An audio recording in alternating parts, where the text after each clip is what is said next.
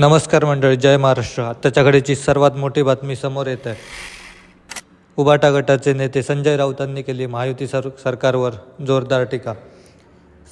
विरोधी पक्षांना, जनतेनं, नागरिकांनी काय करावं, कुठं जावं, काय खावं, कोणत्या भूमिका मांडाव्यात हे नरेंद्र मोदी, अमित शहा, देवेंद्र फडणवीस ठरवणार. या देशात लोकशाही आहे का? महाराष्ट्राची परिस्थिती बिहारपेक्षा गंभीर आहे, हे फडणवीसांनी समजून घ्यावं. परभणी आणि बीडमध्ये ज्या घटना घडल्या आहेत त्या राज्याच्या प्रतिष्ठेला काळिमा फासणाऱ्या आहेत. त्या भयंकर अपराधाशी संबंधित असलेले गुन्हेगार तुमच्या मंत्रिमंडळात आहेत. मिस्टर फडणवीस, बीड आणि परभणी संदर्भात ज्यांच्यावर लोकांचा संशय आहे, रोष आहे, असे लोक आपल्या मंत्रिमंडळात आहेत.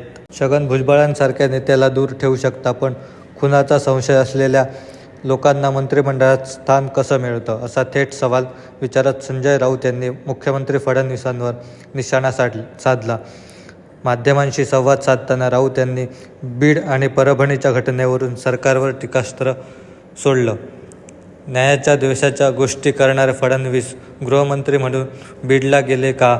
राहुल गांधी बीडला गेले किंवा परभणीत गेले, यामुळे तुमचं पित्त का खवळलं, असा सवाल राऊतांनी फडणवीसांना केला.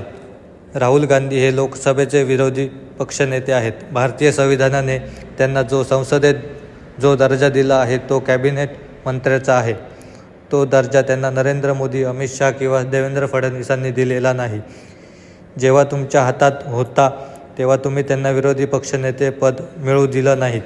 आता लोकसभेतल्या आकडेवारीनुसार त्यांना हे पद मिळालं. मोदींना तिथे बहुमत नाही आहे, हे मान्य करा. ते कुबड्यांवर आहेत, अशी टीकाही राऊतांनी यावेळी केली. राहुल गांधी परभणीत गेले म्हणून टीका करायच्या आधी तुम्ही तेथे मुख्यमंत्री किंवा गृहमंत्री म्हणून जायला हवं होतं. तुम्ही गेलात का? तुम्हाला तिथे जाण्याची भीती वाटली. तिथे गेलात तरी बहुतेक सैन्य घेऊन जाल तिथे, असा टोला राऊतांनी आणला. संतोष देशमुख आणि सोमनाथ सूर्यवंशी यांच्या हत्येची जबाबदारी या राज्याच्या गृहमंत्र्यांनी, मुख्यमंत्र्यांनी घ्यायलाच हवी.